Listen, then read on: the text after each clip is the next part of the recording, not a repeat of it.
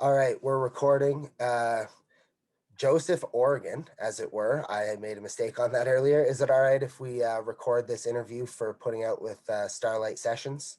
Yeah, absolutely. And yeah, I would just say, I don't know, maybe since my name is Joseph Brooks Oregon with the album, maybe just, I don't know, refer to me as that, I guess. Okay, will do. Yeah, that's great. That's fine. I'll only say it the one time. Okay, cool. All right. So I'm joined by Joseph Brooks Oregon. He is in Toronto today, and we're going to talk about his new album, Lovelorn. He's a Canadian singer and songwriter, actually a real nice guy. Hi, Joseph. Thank you so much for taking the time to chat with me today. Hey, thanks, Dylan. Appreciate it. So first off, new song, where we can find it, how you came about it, just the rundown of Lovelorn, the track and sure. the album. Yeah, absolutely. So Lovelorn, the record, is actually the product of like kind of a year's process of going through a bunch of relationships and loneliness and isolation and everything. It's actually a pretty isolation-based album, which makes it kind of appropriate to have been released during the pandemic, I think, when we're all in our little boxes. But yeah, where you find it is on any of the streaming sites. My Bandcamp, yeah. And then my Bandcamp is Joseph Brooks Oregon Moves. It's a lengthy one. Joseph Brooks Oregon Moves Bandcamp. Yeah, we'll make sure to include all your links when we, it's always in the description, but yes. Okay, cool. I wasn't sure if you were asking me that, but. Oh no, I'm totally asking you. Anyway, okay. That's all right. But we will include them just so it's easy for everyone just to click on it and find it. Right. So Lovelorn, again, an album, but there's also a track on there. We talked about that a little bit earlier. 8 minutes long. Tell me how you ended up with a track 8 minutes long and what that track means to you. That's a great question. Yeah, so Lovelorn is kind of the climax of the record. So basically the arc of the record, it starts with a guy, not necessarily me, but sort of a me adjacent character, in a relationship, sort of fantasizing about being out of one and about the process of what it would feel like to lose his love. And that's sort of the theme that goes through that first track, if I ever lose my love. And it's just fantasizing about this. And then in the second track, it's kind of like, okay, he's maybe fantasized a little too much. Maybe he lost his partner, and now kind of like, oh, shoot, like I gotta get back in this. I'm super lonely, and I have to get back to the relationship. Third track, relationship over, just like feeling kind of jubilant in loneliness.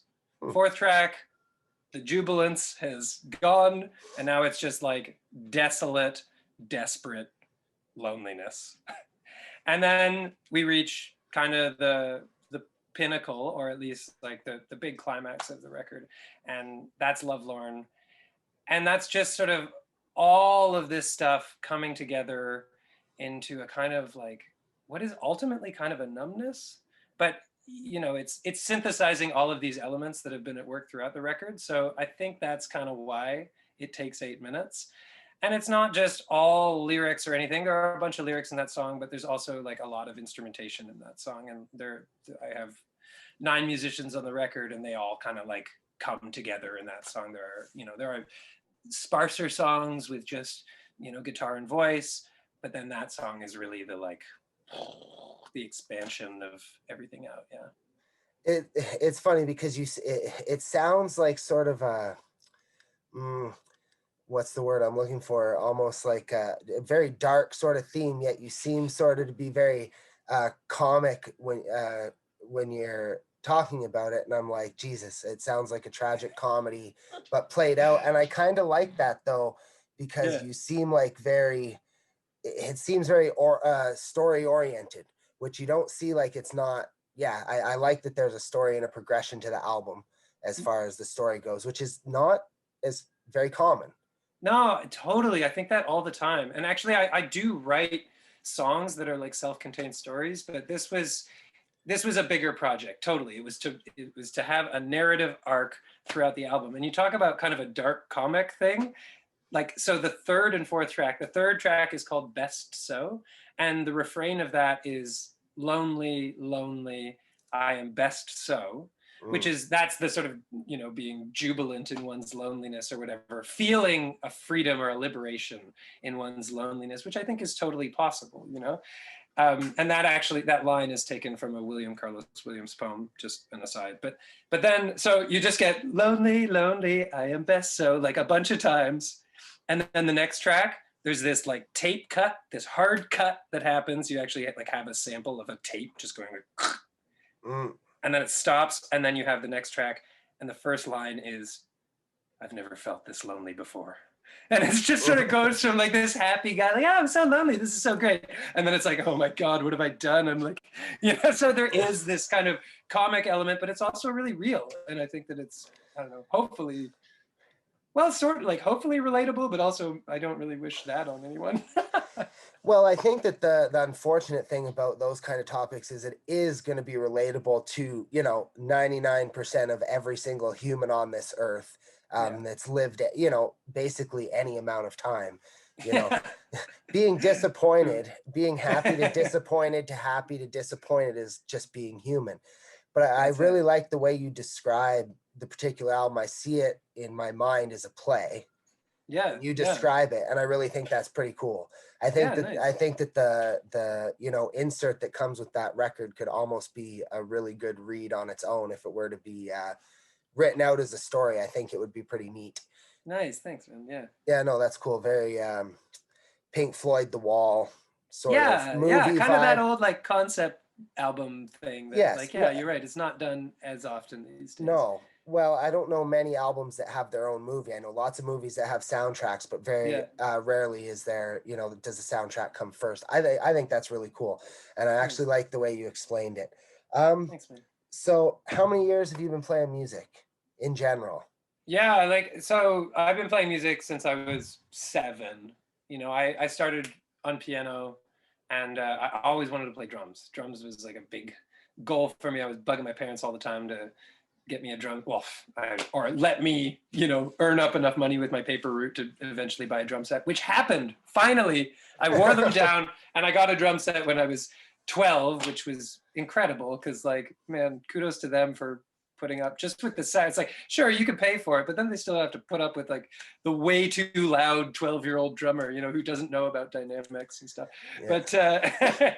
But yeah, so like, yeah, music has always been a really big part of my life. Played all through high school with some guys who I like are still really close musicians, one of whom actually mixed this record and plays bass on that track, Lovelorn, that we were just talking about. And we also studied music at the University of Toronto altogether. So it's kind of crazy because it's a really intimate program. At that time they were only letting in like 15 people a year into that, because it was the jazz program, so very small. And us 3 London boys ended up in that together. So we sort of went through every level of education together and playing music together and stuff. So yeah, music has been a lifelong pursuit for sure. Well, and also, if you only have 15 people, you know, you're likely more to build a bond because you're going to spend all that time as opposed to having a class, you know, with 45, 50, whatever, you know, at a bigger place. So, no, that's pretty cool. So, you know, you were saying that you were part of the jazz program, but your music is not really all jazz now, is it? No. In fact, I wouldn't really label it that at all. I mean, that's what I thought. yeah. No, I mean, there are elements like, you know, some jazz instrumentation, if you want to call it that. Like there's saxophone on the record, for example, you know, and there are improvised moments. Well, you know, really, there's only one. There's only one real improvised moment, and that's at the end of Lovelorn, which is just sort of an extended, sort of just like free, sort of amorphous thing which is nice because, you know, it allows all of the incredible talent of the musicians that are featured on the record to shine a bit in that kind of climactic sort of emotional moment. But yeah, the music is like folk, you know, it's like storytelling. It's really narrative based. It's really about the like focused around the lyrics. I think, and all of that is just a kind of lush accompaniment. So if there are jazz elements in that, I mean, it's just because it's what made sense to me. And I think studying jazz was just a way to inform all of like my taste in music, all like across the board, not just in like I wasn't really just interested in learning about jazz. I was interested in learning about music. Right. And jazz just happened to kind of be the program that was available that maybe offered the most to me at the time. Right. No, Yeah. absolutely. And that's why I circled back to that a little, because again, looking at your bio and all the information I had, I was like, I don't feel like Doesn't this even is mention jazz. Yeah. I was like, this doesn't feel like a jazz album. But I Yeah, think yeah. that's something worth noting. And a man named Smokey Fennell, he's from Edmonton. He's an amazing steel guitar player. I interviewed Nice. him 2 years ago, or a year and a half ago, something.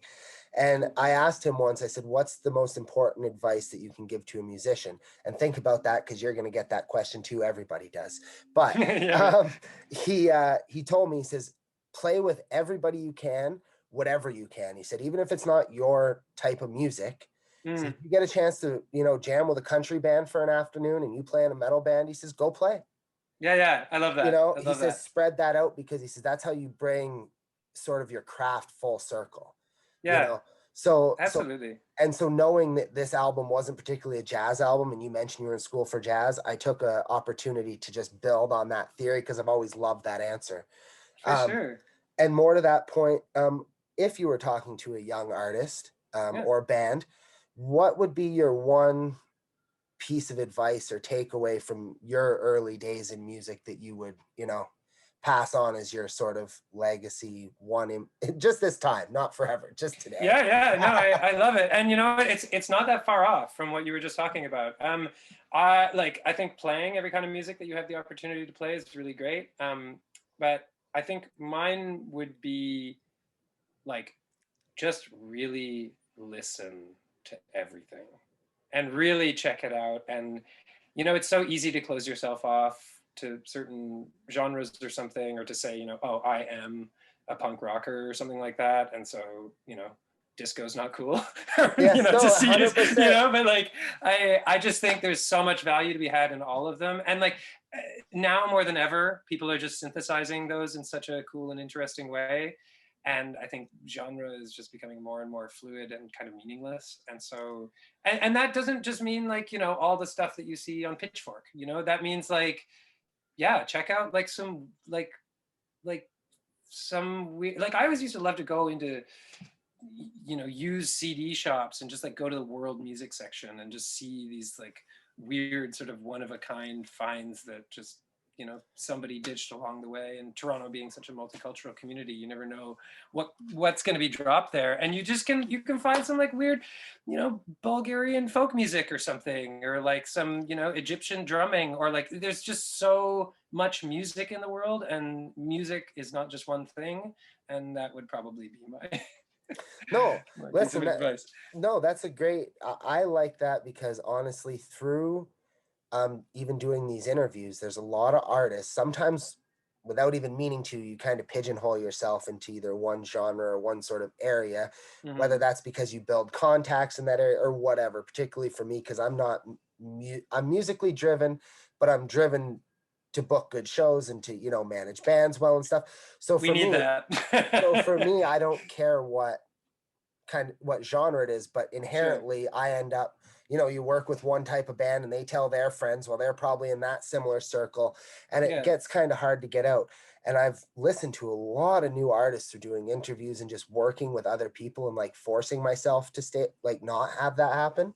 Yeah. And no matter whether or not I would go out and buy that album again, or would be in a big hurry to listen to it a million times, I think it still has value, as much as like reading a book or anything. Like I think there's education in it. So I really like talking to artists and listening to artists from all walks of music, which I actually didn't have an appreciation for until I started working in music. Yeah, that's awesome. So that's been helpful to me. There's got to be some people in your life that have supported you and helped you and you know, obviously got you to where you are musically, despite the Yeah. fact that you obviously have your own talents. Who are some of those people, and who would you like to thank for helping you? Yeah, for sure. I mean, there are a bunch, but like, so I had a band that, you know, maybe we'll play again once the pandemic is over.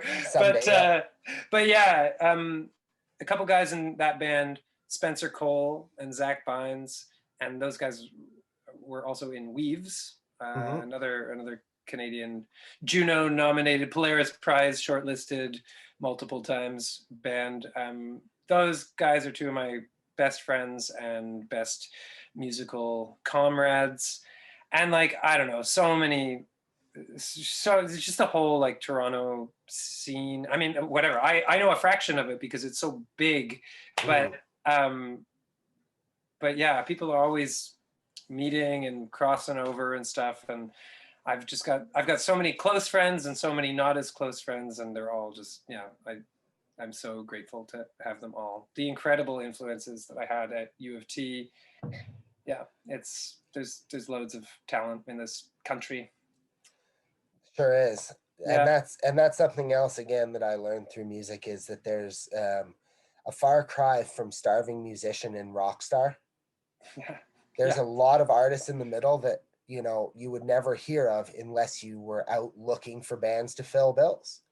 Totally. And most of my music, you know, went from being mainstream, what I can download on iTunes. Not that local bands don't have stuff on iTunes, but my Yeah. Spotify now is all people I actually know.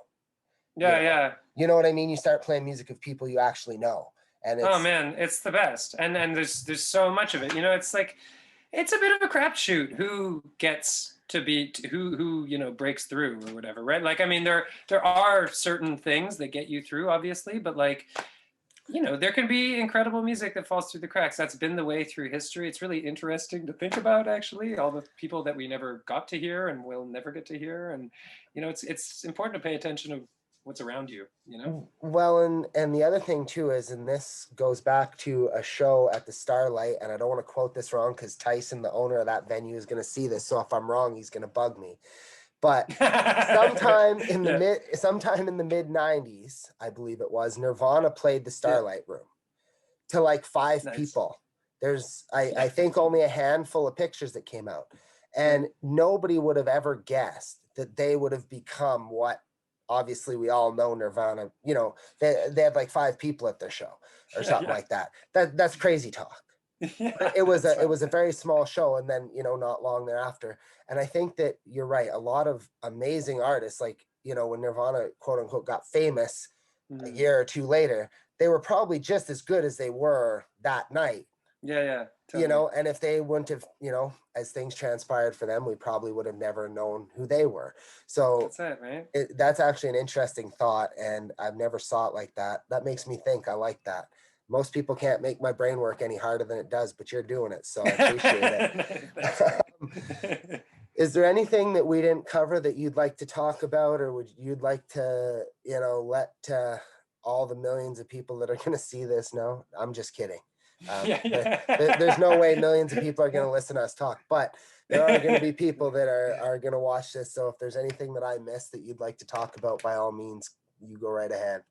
Well, I don't know. I guess maybe just the whole like issue of the pandemic and Mm-hmm. how it related to making this record. Like, I don't know. I think that was a really unique thing because I had started conceptualizing the record before the pandemic hit, Mm-hmm. and so I suppose the sort of taken for granted expectation was that we would record it in a studio, Mm. um, and that just wasn't really possible, and so it ended up being this like way more complicated process of me making arrangements, making scores, emailing to everyone. Like, we couldn't have rehearsals, and like so many emails, you know, because you could never just get together and be in the same place and have a conversation. And granted, I'm sure every creation of a record has a lot of emails, but um, and then yeah, everybody just recorded their own parts at home separately. And Mm-hmm. I think that's really interesting because I mean it was thank God everybody had good enough gear and good enough know-how of like how to Yeah. operate the stuff to make it work. You know, it's not like a record with tons of sheen or anything, but that's also kind of part of the beauty of it. And I kind of like that. Like at first it was like, oh man, this is going to be impossible. But then the fact that we did it, I feel like is just kind of a testament to like the will to create during the pandemic. And then also it just becomes this different thing, you know, this like this thing that kind of almost reflects the isolation that we've all been like. The record itself is about isolation. It was recorded in isolation, and everybody's listening to it in isolation. And that's, I don't know, that's just something that I guess I wanted to touch on. No, and that's good too. I want, you know, it's talking to a lot of artists that had stuff in the works before COVID. Yeah. It meant something else by the time we got to now. Yeah, right. And actually, one of the bands I manage, we've recorded a couple songs now through this, you know, everybody set up at home and Zoom calls and emails.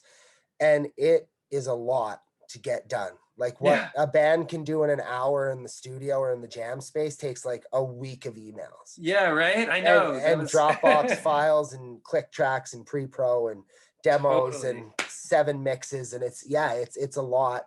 And it's all because there's no natural brainstorming happens in a group together. That's it. As people. Absolutely. It's hard to do when you're not vibing off each other in the same space. And it's hard to, you know, sort of interrupt somebody while they're talking on video.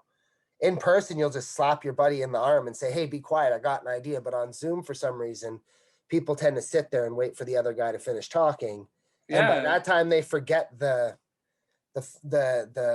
even the meaning of what they had coming. It's just, it's all gone. You know what I mean? I know. It's a crazy, crazy time we live in. But I think that there's going to be a lot of artists when COVID's over that are going to come out with some of the best work they've done or feeling good about their work now. Yeah. Because, you know, the first bit of COVID, I think everybody was the same and just felt very, well, why bother? Yeah, like, totally. Well, why bother? Yeah. You know, at first everyone thought, you know, oh, sure, by the end of, you know, April, we'll be back to everything. Well, we know how the story goes. It didn't go that way.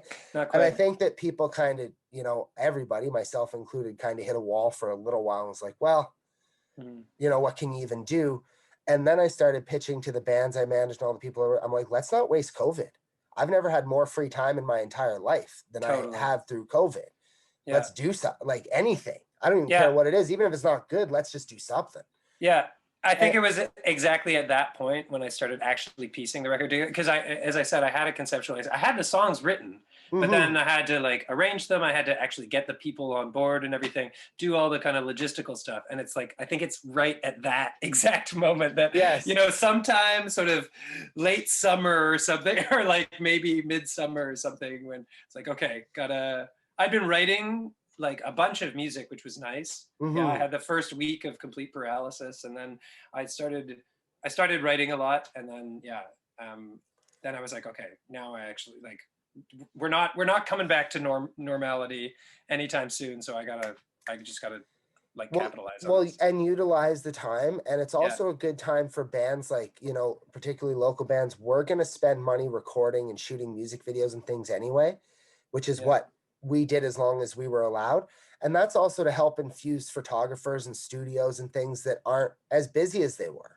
Yeah. Exactly. You know what I mean? Because I mean, let's be honest about when you're starting out as a band, you're not making enough money to make your music videos and pay for studio time. The band is chipping in likely and paying that. Yeah, I know about that. So, 100%. But why not infuse the industry while you're on break and have a whole new album to promote and to play when, you know, shows do come back? That's it. Some things will never change from COVID, but I guarantee you that shows will come back. People, I think people need it, right? Like, listen, as long as there have been humans, there've been live music, you know? So that's right. Oh, well, we got to gather and we got to have a nice time. And music is just one of those things that, in my opinion, most people can't live without. To what degree that means to everybody, I don't know. But for me personally, the hardest part of COVID is simply not being able to be around my musical friends as much as I would like to be. And I'm not complaining because everybody is in the same boat. For sure. But that's the miss, man. That's what's supposed to come back.